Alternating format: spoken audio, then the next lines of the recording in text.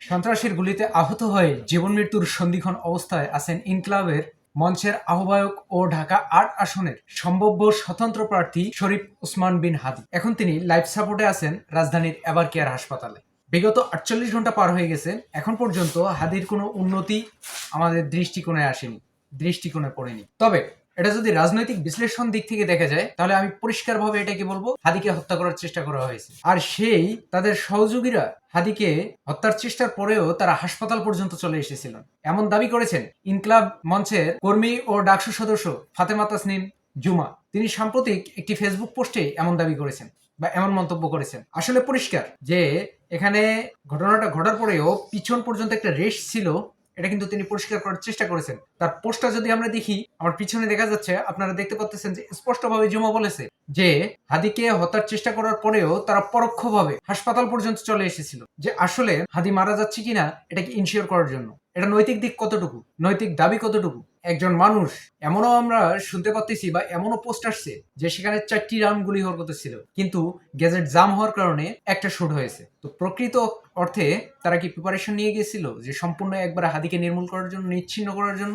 আসলে এই যৌক্তিকতাটা কতটুকু, কেন ঘটতেছে? বাংলাদেশ প্রেক্ষাপটে যদি এরকম অরাজকতা বাড়ে, এখন আমাদের সামনে যেটা আসতেছে সেটা হচ্ছে আগে হাদিকে সুস্থ করা প্রয়োজন, তার চিকিৎসা উন্নত করা প্রয়োজন।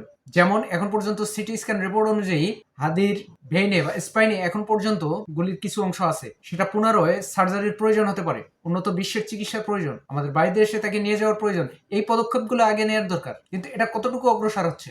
হাদির গুলির ঘটনা হওয়ার 2 দিন অতিবাহিত হয়ে গেছে, এখন পর্যন্ত হত্যাকারীকে ধরতে পারেনি আইন শৃঙ্খলা বাহিনী। কিছু কিছু মাধ্যম বলছে যে আইডেন্টি করা গেছে, কিছু কিছু মাধ্যম বলছে তারা ইন্ডিয়া চলে গেছে। যেমন আল জাজিরার একজন সাংবাদিক দাবি করছে যে এখন তারা গুয়াহাটিতে আছে। তিনি যে এই দাবিটা করেছেন সেটা কতটুকু যুক্তিযুক্ত, এটা আমাদেরকে খোঁজ নেওয়ার প্রয়োজন ছিল, জাস্টিফাই করার প্রয়োজন ছিল।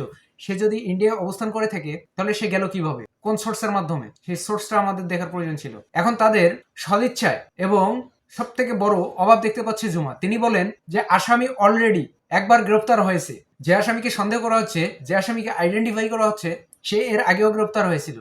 কিন্তু সকল তথ্য বিশ্লেষণ করে এটা দেখা যাচ্ছে বা সংস্থাগুলো বলছে যে তাদের তথ্যের বিশ্লেষণ অনুযায়ী সে অস্ত্র মামলায় আরো 3বার গ্রেপ্তার হয়েছিল, কিন্তু সে ছাড়া পাইলো কিভাবে, বের হয়ে আসলো কিভাবে? এটা কি কেউ তদন্ত করেছে এখন পর্যন্ত? দ্য থার্ডস যে অনুসন্ধানটাতে নেমেছিল, সেই অনুসন্ধানটা যদি প্রকৃত অর্থে সকল নথি জাস্টিফাই করতে দেওয়া হতো, তাহলে দ্য থার্ডস এর হয়তো অনুসন্ধানে কিছু উঠে আসতো, কিন্তু সেটাকে তো ব্যাঘাত ঘটানো হচ্ছে, সেটাও করতে দেওয়া হচ্ছে না। কেন? এই যে আসামি আপনারা দেখছেন যে আইডেন্টিফাই করতে পারতেছেন, কিন্তু তারপরেও আবার বলতেছেন যে চিহ্নিত করতে পারতেছেন না, আটকাতে পারতেছেন না। এটা আমাদের কাছে অবিশ্বাসযোগ্য সম্পূর্ণ, এটা আমরা বিশ্বাস করি না। জুমা বলছেন যে তিনি বিশ্বাস করেন আসামি এখনো দেশ ছেড়ে পালাতে পারেননি, এখনো আসামি দেশেই আছে। জুম্মার কথা অনুযায়ী, তার কথায় দ্বিতীয়ত আমাদের বিশ্বাস যে আসামি এখনো পালায়নি, এখনো দেশেই আছে। আবার পরোক্ষভাবে অনেকেই বলছে যে আসামি পালিয়ে গিয়েছে, হতাশা তৈরি হচ্ছে, দায় মুক্তি নিতে চাইছে, অথবা কেউ পালাতে সহযোগিতা করতেছে, এটাও একটা প্ল্যান থাকতে পারে। এরপরেই তিনি জানান হাদিকে হত্যাকারীর সহযোগিতায় হাসপাতাল পর্যন্ত চলে এসেছিল। তিনি বলেন এই প্ল্যান একজন করেনি, কয়েকজন এক্সিট মিলে করেছে। এই পুরো সিন্ডিকেট এখনো অ্যাক্টিভ এবং খুনিদের সহযোগিতা করতেছে। হাসপাতালে এসেছিল বলেও আমার কাছে তথ্য এসেছে, ঢাকা এভার কেয়ার হাসপাতালে চিকিৎসাধীন ইনকলাব মঞ্চের আহ্বায়ক শরীফ ওসমান হাদির অবস্থা পরিস্থিতি জানিয়েছেন এবং চিকিৎসকরা তার বোর্ড গঠন করেছেন।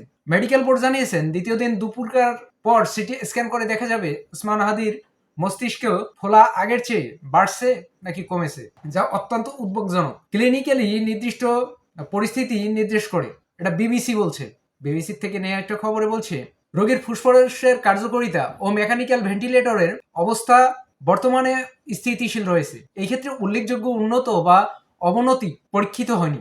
চেস্ট ড্রেন টিউব সচল রয়েছে। চিকিৎসকরা জানিয়েছে রোগীর কিডনি কার্যক্ষমতা বর্তমান বজায় আছে এবং ক্রিয়েটিনিনের মাত্রা আগের চেয়ে কিছুর রোধ পেয়েছে। তবে ব্রেনের ইনজুরির কারণে শরীরের কিছু হরমোনগত ভারসাম্যহীনতা দেখা দিয়েছে, যা প্রতি ঘন্টায় নিউরন উৎপাদনে প্রভাব ফেলতেছে। আর এই কারণেই acid bed balance, fluid, electrolyte অত্যন্ত নিবিড়ভাবে পর্যবেক্ষণ করার মাধ্যমে তার চিকিৎসা চলতেছে।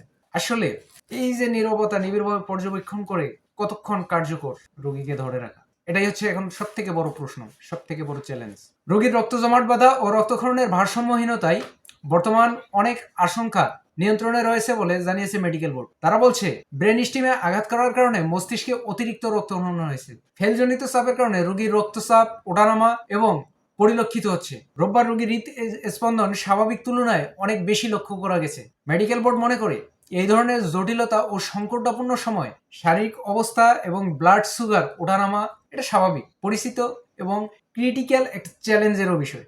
এবং এটা নিয়ে মেডিকেল টিম অত্যন্ত সতর্ক অবস্থায় আছে, যেটা নিয়ন্ত্রণ করার চেষ্টা করতেছে। চিকিৎসকরা বলছে রোগীর সার্বিক এবং বর্তমান অবস্থা খুবই আশঙ্কাজনক। একটি বিজ্ঞপ্তির মাধ্যমে মেডিকেল বোর্ড জানিয়েছে উন্নত চিকিৎসার জন্য যদি ওসমান হাদির উন্নত চিকিৎসার জন্য বিদেশে নেওয়ার সিদ্ধান্ত হয় তাহলে এভার কেয়ার হাসপাতাল কর্তৃপক্ষ এই বিষয়ে সহযোগিতা করবে।